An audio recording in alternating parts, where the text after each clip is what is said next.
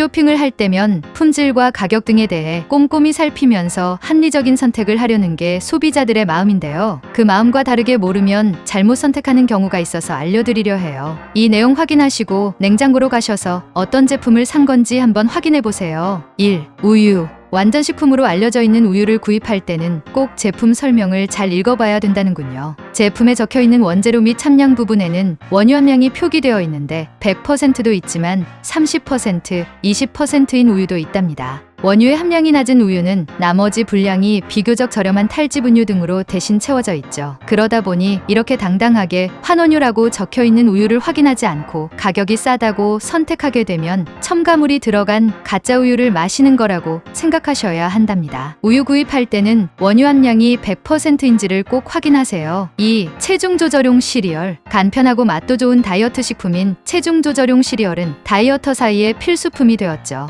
하지만 광고처럼 시리얼을 듬뿍 쌓아놓고 우유를 부어서 드셨다면 당장 멈춰야 한다고 합니다. 그 이유는 시리얼마다 조금씩은 다르지만 1회 권장량으로 30에서 40g 정도를 권장하고 있기 때문인데요. 쉽게 말하면 종이컵 한 컵에 불과한 아주 적은 양이랍니다. 그런데다 다른 시리얼보다 칼로리는 거의 같거나 약간 높다고 하며 기타 영양 성분도 그만큼 많아 다른 음식 섭취가 필요하지 않기 때문에 체중 조절이 가능하다는 거라는군요. 그러니 우유 등 다른 추가적인 식품 섭취를 하면 다이어트 효과는 없다고 합니다. 3. 무알콜 맥주. 알코올에 취약한 사람들을 위로하는 무알콜 맥주가 최근 큰 인기를 얻고 있는데요. 보통 알코올이 없지만 맥주와 맛이 같은 음료로 생각하는 분들이 많죠. 그런데 마음 놓고 마시려면 무알콜과 비알콜로 정확히 구분해야 한답니다. 알코올 함량이 전혀 없는 것을 무알콜, 1% 미만의 알코올이 함유된 것을 비알콜 또는 논알콜이라고 하는데요. 우리나라 주세법은 알코올 도수 1% 미만을 음료,